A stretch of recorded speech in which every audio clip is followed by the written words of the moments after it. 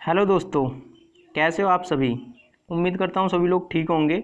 मैं यहाँ पे रेलवे एनटीपीसी के प्रीवियस ईयर के क्वेश्चन पेपर के कुछ क्वेश्चन डिस्कस करूँगा। जैसे कि ये मैंने रेलवे के पेपर से कटिंग ली हुई है, आप लोग देख पा रहे हैं। ये 5 अप्रैल 2016 को पेपर हुआ है। मैं पहले क्वेश्चन की तरफ बढ़ता हूँ बिना किसी टाइम देरी के। इंदिरा गांधी की जीवनी के लेखक का नाम क्या है। पहला ऑप्शन है आपके सामने सोवा डे, दूसरा ऑप्शन है अरुंधति रॉय, और तीसरा ऑप्शन है पुपिल जयकर, और चौथा ऑप्शन है के.आर. नारायण। तो आप अपना ऑप्शन बताइए कौन सा है। ठीक है, तो आप लोग जाओगे कौन से ऑप्शन के साथ। C option your right answer. ठीक है, Pupul Jayakar, this is your right answer. ठीक है, अभी थोड़ा सा इंदिरा गांधी जी के बारे में जान लेते हैं कि इंदिरा गांधी जी क्या थी, कैसी थी। तो मेरे को बताओ इंदिरा गांधी जी का पूरा नाम क्या है। तो पूरा नाम था इंदिरा गांधी जी का इंदिरा प्रियदर्शनी गांधी। ठीक है, ये अपने भारत की पहली महिला प्रधानमंत्री थी। अपने भारत, ये क्वेश्चन पूछ सकता है कि भारत में पहली महिला प्रधानमंत्री जो बनी थी उनका नाम क्या था, इंदिरा गांधी। ठीक है, इनके फादर का नाम था पंडित जवाहरलाल नेहरू, जो कि अपने भारत के प्रथम प्रधानमंत्री थे। ठीक है, और जो अपने यहाँ अंतरिम गवर्नमेंट आई थी उसमें भी ये प्रधानमंत्री थे, और इनकी माता जी का नाम है कमला नेहरू। ओके, और इनका जन्म हुआ था 19 नवंबर 1917 प्रयागराज में। ये शहर का नाम आप याद रखना, पूछ भी सकता है। ठीक है, इनके पति का नाम फिरोज गांधी था, और इनकी माता जी का नाम मैं बता चुका हूँ कमला नेहरू, और इनकी डेथ हुई थी 31 अक्टूबर 1984 न्यू दिल्ली में। ठीक है, एक बॉम्ब ब्लास्ट में। अवार्ड, इनको 2 अवार्ड, फेमस अवार्ड मिले थे। उनके नाम अगर आप लोगों को याद है तो प्लीज़ कमेंट सेक्शन में कमेंट कर दो, नहीं तो मैं बता दे रहा हूँ। एक इनको मिला था भारत रत्न, कौन से सन में मिला था, 1971। ठीक है, किस समय में, जब इन्होंने बांग्लादेश को आज़ाद कराया था। और इनको एक बांग्लादेश से रिलेटेड भी मिला है, बांग्लादेश फ्रीडम ऑनर अवार्ड। ठीक है, बांग्लादेश फ्रीडम ऑनर अवार्ड, इससे ही पता चल रहा है, क्योंकि इन्हीं की वजह से बांग्लादेश आज़ाद हुआ। ठीक है, अभी बांग्लादेश में किसी सरकार से शेख हसीना, इनके फादर थे शेख मुजिबुर रहमान। ठीक है, जो पाकिस्तान, वहाँ के बांग्लादेश के पहले प्रधानमंत्री बने थे। ठीक है, और इंदिरा गांधी का बहुत बड़ा रोल था उसमें, जिससे कि बांग्लादेश आज़ाद हुआ था। ठीक है, आगे बढ़ते हैं अगले क्वेश्चन की तरफ। अगला क्वेश्चन देखते हैं। अगला क्वेश्चन है आपका, तरल पदार्थ के घनत्व को मापने के लिए किसका प्रयोग किया जाता है। तो अब पहला ऑप्शन है आपका, आपके सामने पहला ऑप्शन है आर्द्रता मापी यानी हाइग्रोमीटर, दूसरा ऑप्शन है हाइड्रोमीटर। ठीक है, तीसरा ऑप्शन है हिप्सोमीटर, और चौथा ऑप्शन है आपका फेदोमीटर। तो please give your right answer. तो we have to go B answer.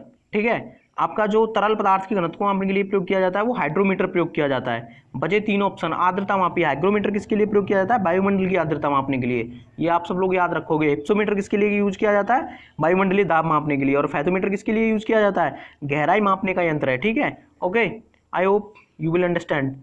मैं नेक्स्ट क्वेश्चन की तरफ बढ़ता हूँ। नेक्स्ट क्वेश्चन है आपका, बायोडाइवर्सिटी किसे संदर्भित करती है। पहला ऑप्शन है आपका ठोस कचरे का पुनर्चक्रण, दूसरा ऑप्शन है पृथ्वी पर जीवन की विविधता, तीसरा ऑप्शन है संस्कृति और परंपराओं का संरक्षण, और चौथा ऑप्शन है जानवरों का अध्ययन। ठीक है, तो please choose your right answer and comment there, no problem यार। तो आप जाओगे कौन से के साथ, बी ऑप्शन के साथ। राइट आंसर बी ऑप्शन है आपका। ठीक है, पृथ्वी का जीवन, पृथ्वी पर जीवन की विविधता। ठीक है, डू नॉट वेस्टिंग टाइम, मैं आगे बढ़ता हूँ। ठीक है, अगला क्वेश्चन लेता हूँ। अगला क्वेश्चन है आपका, भारत द्वारा जीते गए 2011 क्रिकेट विश्व कप में मैन ऑफ द सीरीज श्रृंखला का खिताब किसे चुना गया था। ठीक है, तो आप लोग अपना राइट आंसर इसमें से चुनेंगे, और जो भी आपका आंसर है। ठीक है, तो पहला ऑप्शन है आपके सामने सचिन तेंदुलकर, दूसरा ऑप्शन है युवराज सिंह, और तीसरा ऑप्शन है राहुल द्रविड़, और चौथा ऑप्शन है आपका MS धोनी। ठीक है, तो आप किस ऑप्शन के साथ जाओगे, इसका भी आंसर आपका बी ऑप्शन है। ठीक है, युवराज सिंह, युवराज सिंह को ही मैन ऑफ द सीरीज का खिताब मिला था। ठीक है, ऑस्ट्रेलिया के खिलाफ उन्होंने बहुत बेहतरीन बल्लेबाजी की थी। और इसमें एक नाम सचिन तेंदुलकर है, थोड़ा सा सचिन तेंदुलकर के बारे में डिस्कस कर ले रहा हूँ। सचिन तेंदुलकर को एकमात्र ऐसे क्रिकेट के खिलाड़ी जिनको भारत रत्न मिला है, ये राज्यसभा के सांसद भी हैं। ठीक है, और राहुल द्रविड़, राहुल द्रविड़ एक अकेडमी के चेयरमैन है, उसका नाम बता दो मेरे को, क्या है, नेशनल क्रिकेट अकेडमी, NCA के चेयरमैन राहुल द्रविड़। ठीक है, MS धोनी, MS धोनी क्या है, इंडिया के पूर्व कप्तान है। इनकी कप्तानी में हमने 2007 T20 विश्व कप जीता, 2011 क्रिकेट ODI विश्व कप जीता, और 2013 में इन्होंने चैंपियंस ट्रॉफी जीती। ठीक है, ओके, मैं आगे बढ़ता हूँ। आगे अगला क्वेश्चन लेते हैं। अगला क्वेश्चन है आपका, अगला क्वेश्चन है आपका कि हुलू गिब्बन नामक जानवर कहाँ पाया जाता है। पहला ऑप्शन है आपका केरला, दूसरा ऑप्शन है आपका उत्तराखंड, और तीसरा ऑप्शन है तमिलनाडु, और चौथा ऑप्शन है अरुणाचल प्रदेश। तो आप अपना आंसर इसमें से चूज करिए, कौन सा आंसर है आप लोगों का। तो आप आंसर डी के साथ जाओगे, अरुणाचल प्रदेश में मिलता है Gibbon. Okay, I hope you will understand. तो हुलूक गिब्बन मिलता है, वो कहाँ मिलता है? अरुणाचल प्रदेश में मिलता है। ठीक है, अब थोड़ी सी बात कर लेते हैं केरला के बारे में। केरला, केरला के जो सीएम है वो है पिनरई विजयन, इसकी राजधानी है तिरुवनंतपुरम। ठीक है, यहाँ इडुक्की डैम है। ठीक है, और दूसरा आपका ऑप्शन में उत्तराखंड, उत्तराखंड के बारे में बात कर लेते हैं। तो इसकी राजधानी है देहरादून और इसके सीएम है त्रिवेंद्र सिंह रावत। ठीक है, जो कि बीजेपी से हैं, और यहाँ की जो राज्यपाल हैं वो बेबी रानी मौर्य। ठीक है, यहाँ पर लोकसभा की 5 सीटें, राज्यसभा की 3 सीटें हैं और विधानसभा की 17 सीटें हैं। आप लोग याद रखना, पूछ लेता है। और इसकी 2 राजधानियां हैं, एक समर कैपिटल भी है, उसको बोलते हैं गैरसैंण। ठीक है, उसमें तुम्हारा तमिलनाडु, तमिलनाडु की राजधानी चेन्नई और पलानिस्वामी आगे सीएम है। ठीक है, और जो आपका आंसर है अरुणाचल प्रदेश, उसकी राजधानी ईटानगर और यहाँ के जो सीएम है वो पेमा खांडू और बीडी मिश्रा यहाँ के राज्यपाल हैं। ठीक है, मैं अगले क्वेश्चन की तरफ बढ़ता हूँ। अगला क्वेश्चन देखता हूँ क्या है। अगला क्वेश्चन है आपका, भारत के संविधान में कौन सा अनुच्छेद हिंदी को संघ की राजभाषा का दर्जा प्रदान करता है? ए ऑप्शन अनुच्छेद 243, बी ऑप्शन अनुच्छेद 343 और सी ऑप्शन अनुच्छेद 323 और डी ऑप्शन अनुच्छेद 234। ठीक है, अब आप लोग इसमें से अपना राइट आंसर चुनोगे कि क्या राइट आंसर है।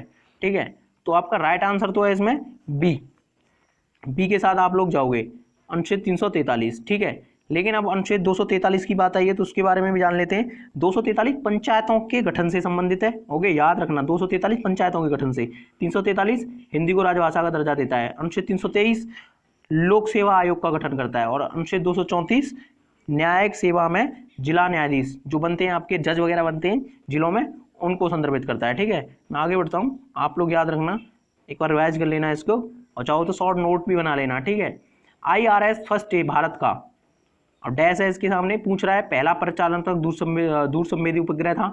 दूसरा ऑप्शन है इसरो द्वारा निर्मित पहला मौसम उपग्रह था। सी ऑप्शन है पहला विशेष शैक्षणिक उपग्रह था और डी ऑप्शन है पहला भारतीय पीको उपग्रह था। ठीक है, तो आप कौन से ऑप्शन के साथ जाओगे? ए ऑप्शन के साथ, पहला परिचालनात्मक दूर संवेदी उपग्रह था। ठीक है, ओके क्लियर। तो IRS फर्स्ट डे भारत का पहला परिचालनात्मक दूर संवेदी उपग्रह था। ठीक है, मैं आगे बढ़ता हूँ, आगे देखता हूँ, आगे आगे देखता हूँ। आगे क्वेश्चन आपका, ये क्वेश्चन रिपीटेड हो गया। ठीक है, आगे देखते हैं। आगे क्वेश्चन है आपका, टीपू सुल्तान मस्जिद कहाँ पर स्थित है? पहला ऑप्शन है मैसूर, दूसरा ऑप्शन है बेंगलुरु और तीसरा ऑप्शन है कोलकाता और चौथा ऑप्शन है दिल्ली। तो मेरे को लगता है बहुत सारे लोग इसका आंसर मैसूर लगा रहे होंगे, लेकिन वो गलत है। क्यों गलत है? क्योंकि इसका राइट आंसर कोलकाता है। जो टीपू सुल्तान की जो मस्जिद है वो वहाँ कोलकाता में है। ठीक है, ओके। मैसूर आपका कर्नाटक में पड़ता है, बेंगलुरु कर्नाटक की राजधानी है, कोलकाता पश्चिम बंगाल की राजधानी और दिल्ली अपना राष्ट्रीय राजधानी क्षेत्र दिल्ली। ठीक है, तो मेरे को बता दो कोलकाता से दिल्ली कब राजधानी बनी थी, किसी को याद हो तो? 1911 में। ठीक है, जब रविंद्रनाथ टैगोर ने वो कौन सा अपना जो राष्ट्रीय गान है वो दिया था। ठीक है, दिल्ली दरबार का आयोजन हुआ था, वहाँ पे ये फाइनलाइज हुआ था कि हमारी जो राजधानी है वो कोलकाता से दिल्ली शिफ्ट हो जाएगी। ठीक है, आप लोग याद रखना। भारत की जनगणना 2011 के अनुसार समय साक्षरता दर का अनुमान कुल आबादी का लगभग डैश लगाया गया था। ठीक है, ए ऑप्शन है आपका 74%, बी ऑप्शन है 86% और सी ऑप्शन है 65% और डी ऑप्शन है 11%, 51% सॉरी। और ये क्वेश्चन 2011 की जनगणना से लिया गया है। हो सकता है आपके क्वेश्चन में भी पूछ ले, क्योंकि ये 2016 में पेपर हुआ है, 2011 में जनगणना हुई थी, तो आप लोग देख लोगे, कोई दिक्कत नहीं है, प्रीवियस क्वेश्चन है। तो आप लोग कौन से ऑप्शन के साथ जाओगे? ए ऑप्शन के साथ, 74। Okay, this is right answer. Okay, यहाँ ये मैंने 10 क्वेश्चन उठाए प्रीवियस ईयर के, मैं अगले सेट में कोशिश करूंगा 20 क्वेश्चन उठाने की, 20 क्वेश्चन के हिसाब से करूंगा। आप लोग इसको जम के शेयर कीजिएगा। ठीक है, ओके, जब तक के लिए बाय बाय।